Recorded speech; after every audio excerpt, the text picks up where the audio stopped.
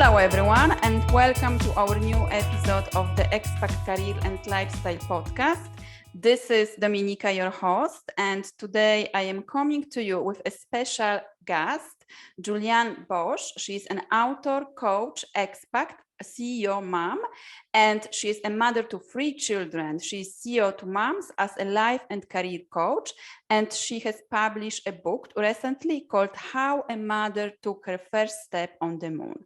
And today with Julianne, we are going to speak about how to manage being a CEO mom and an expat wife. So hello, Julianne. Thank you very much for being with us today. Thank you. Thank you for having me.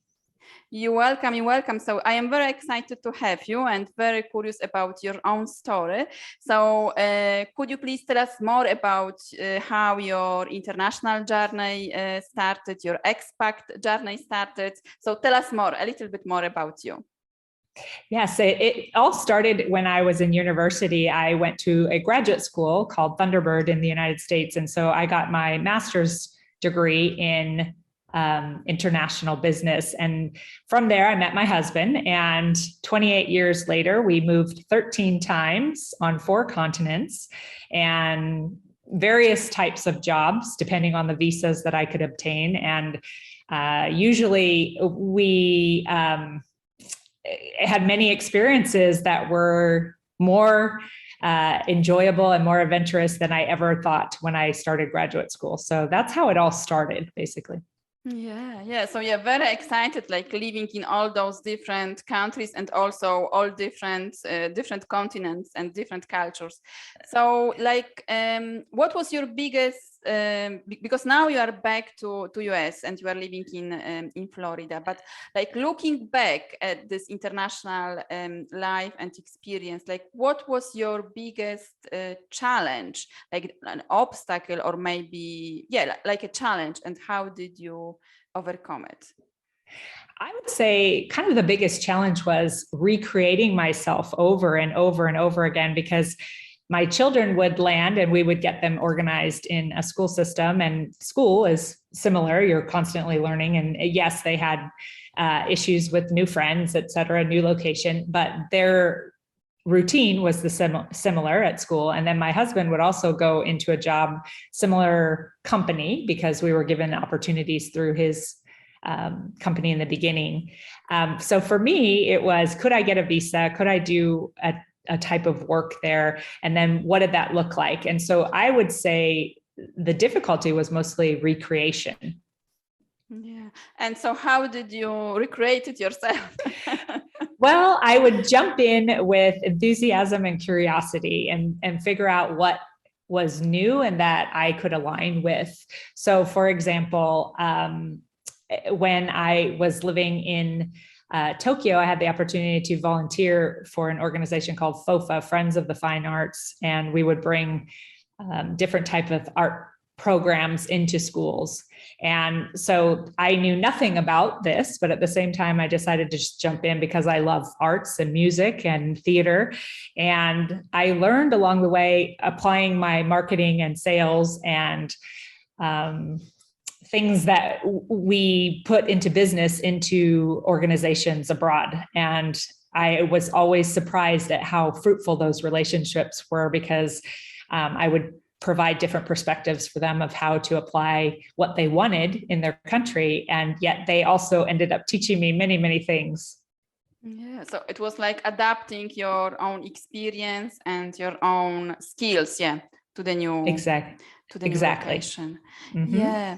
Yeah, because I am also curious, because you are also a business owner, an expat wife, and a mom. So how do you manage, or how did you manage your time? Because many times it's difficult, like to find time for yourself, because you have to organize everything for the family, take care of your children, and you also want to work on your business, or maybe you're like finding a new career for yourself.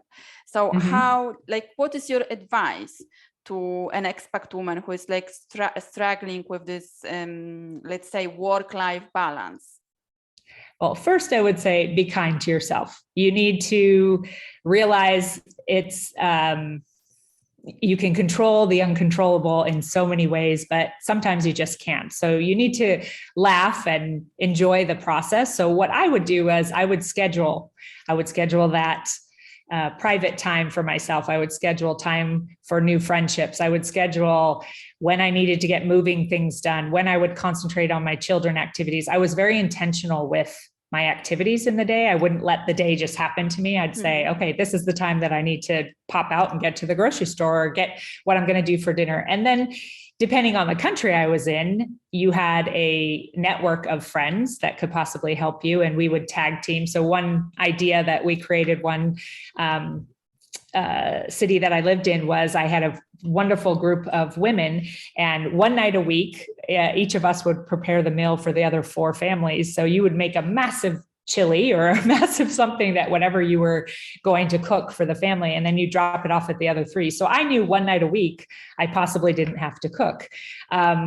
What that was, sometimes my kids were like, what is this? But it also gave them the opportunity to try new meals and try different things. So get creative when you live abroad, but I think you need to be very proactive on how your schedule is going to be, and schedule in, if you need a massage, or if you need time to spend one-on-one with a child, or you need house chores that you need to get done. I kind of programmed my life, and it was boring at times because I didn't want to do laundry, but I knew that was the time I had for it in my day. So I was very intentional.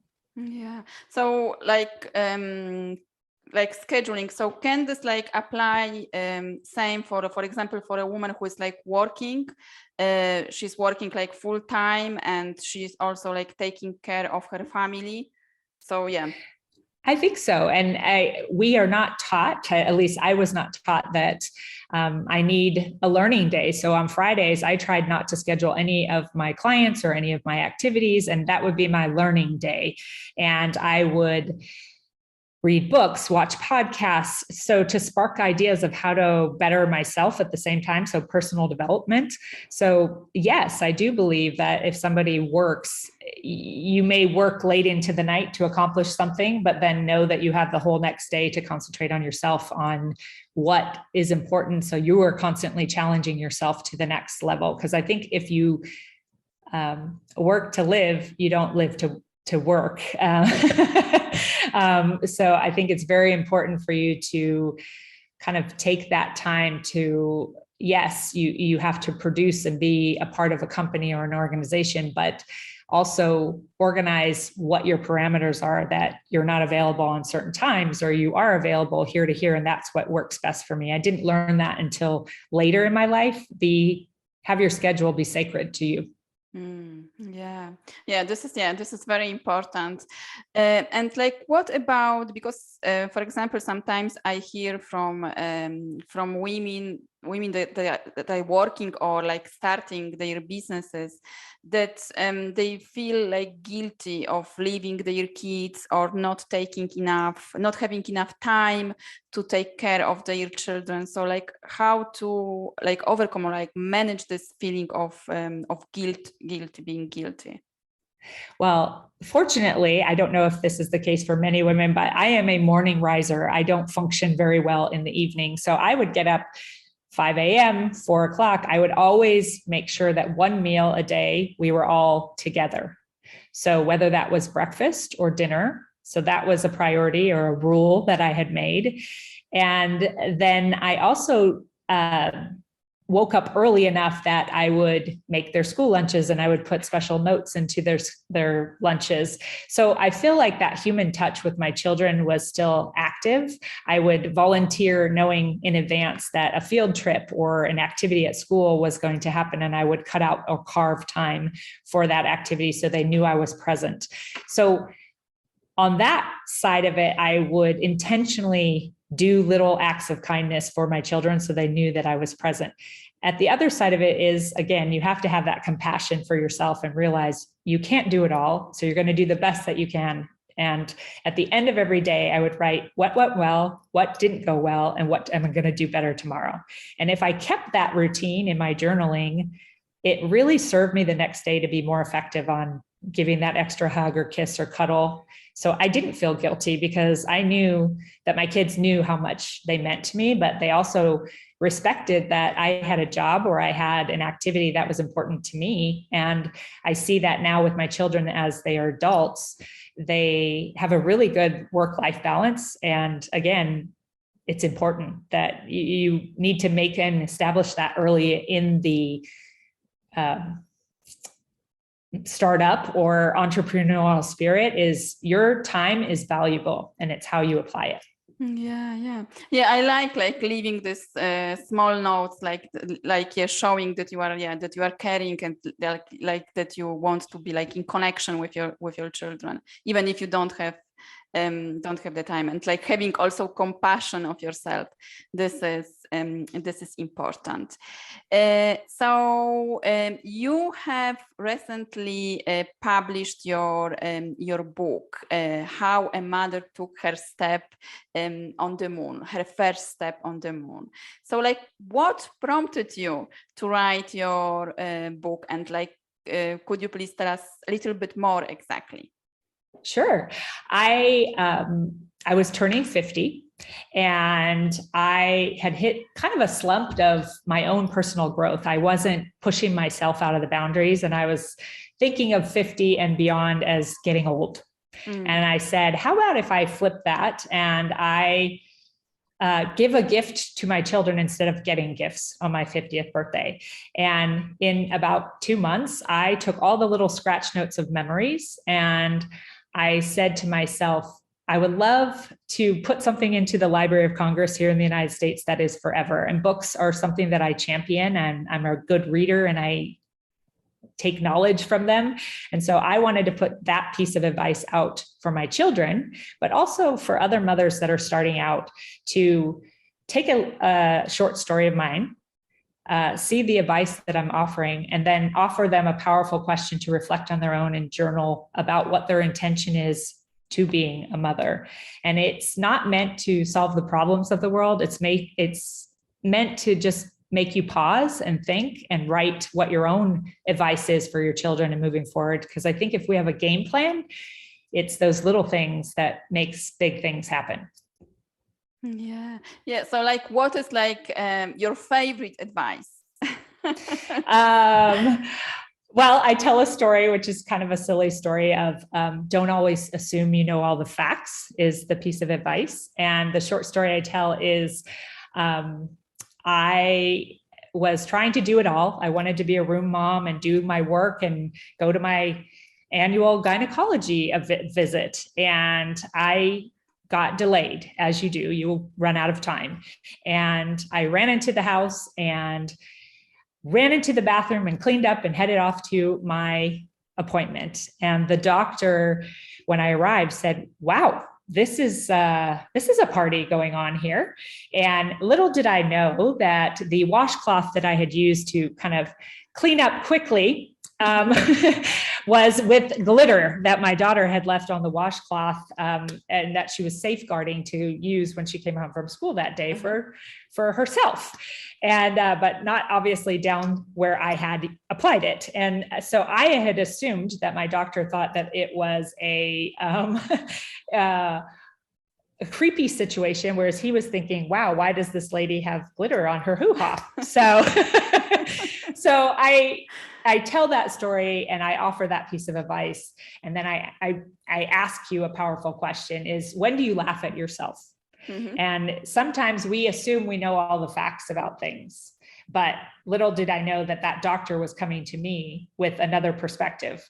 And so it forced me to kind of sit down and think about, gosh, how embarrassing. Do I want to go back to that doctor? And I tell you a little vulnerable story about my life, and that happened while I was abroad.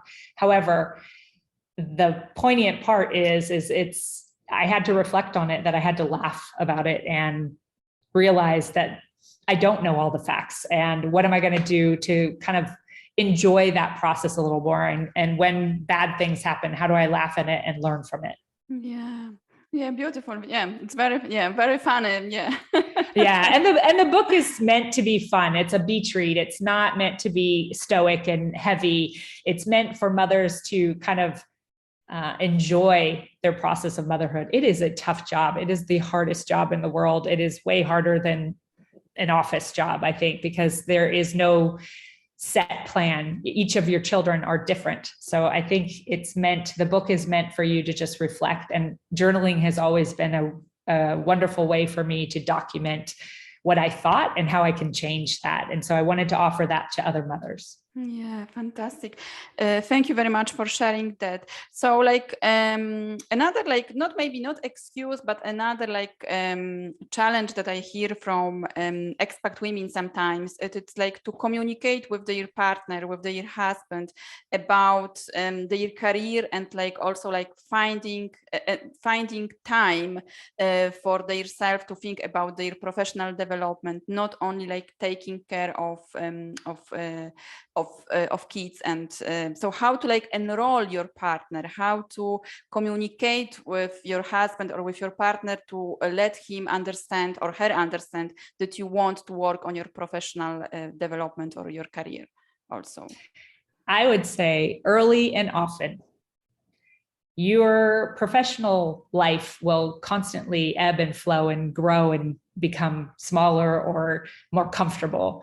And the earlier you talk about those conversations and often, repeatedly, I think your relationship with your partner will have much more meaning, and expressing that they can't read your mind. So unless you force the topic sometimes, because sometimes it's not a comfortable conversation. Mm-hmm. We think they think something. But I think that way, as you grow and as you change, it gives you the opportunity to kind of go down different paths that maybe you wouldn't. So my husband and I had a early and often brainstorming. And I mean, to the point where we even bought one of those big white write boards of, what are our values? What are our beliefs? Where are we going? And I had my own board meetings with my husband, because that's where you need to focus your energies on assisting each other and not losing that connection with them, because you don't want to go one way and he goes the other way. If you guys have a joint plan and you're early and often talking about it, I think it's someone holding your hand to help you grow bigger than you even thought. So it's important like to have those meetings and those conversations often, and also like at the beginning. So like what was or is it like your best memory from living like this international lifestyle, something that you remember, like your best memory from I often reflect of how I have been given more gifts than than I have taken into a country. And I think the moment that it just hit me with impact was in Japan. There's a sign of respect of bowing. Even when you're leaving the airport, the gentleman that's waving the airplane out of the back runway is bowing to you.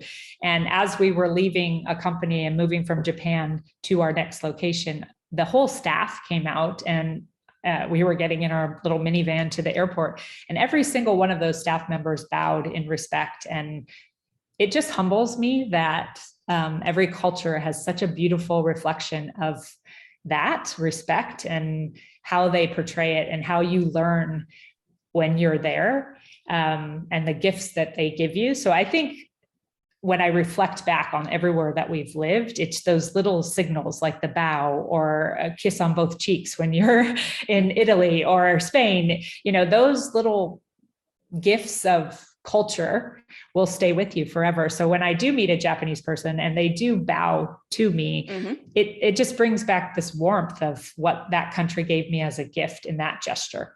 Yeah, beautiful. So like, what are your plans for the future, and other books, or like what your projects? Currently, I am a life and career coach. So I have varied clients in executive fields, young and seasoned, and I assist them with pivoting their life towards better fulfillment.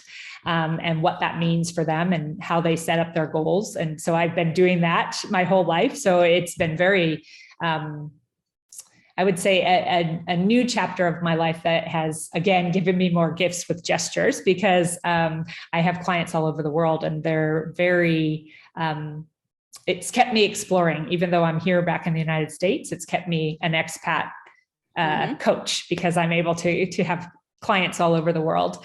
And I am in the process of writing book 2. So I wrote How a Mother Took Her First Step on the Moon. And now book 2 is How She Took Her First Step on the Moon. And I interviewed expat women all over the world and got their short story, their piece of advice, and their powerful question to prompt a global perspective, because I do think the world is heading towards more citizens of the world instead of where you're at. So I hope that motherhood and parenthood will be enjoy this second book that we're writing, and hopefully out by the holidays. So. Yeah, fantastic. So how people can connect with you and find like more information about you and your book? Yes, I have a webpage. It's my name, www.juliannebosch.com. Or you can buy the book, since it's all over the world. You can get it on Amazon. And again, just Google in my name and my books will pop up. And my practice is usually I'm on LinkedIn, and that's how I start conversations because of the professional world of LinkedIn. So if you Google my name again, or put my name in the LinkedIn search profile, you will find me. Great. Yeah, I will put the link to the website with the show notes, so you can go and check more information about Julianne. So any other like last piece of advice about work-life balance, finding your purpose, your passion, or like reinventing yourself? Any last piece of advice? I would say for women mostly is be kind to yourself and be curious, because with that kindness and compassion and that curiosity, we keep changing, and women keep changing, because what I did in my 20s is definitely not what I'm doing now in my 50s. However, I needed those careers in my 20s, my 30s, my 40s to get to where I am right now. So be curious, keep treating it as an expat adventure, and I think it will serve you well. So that's my advice. Thank you very much. Thank you very much for that and for being with us today.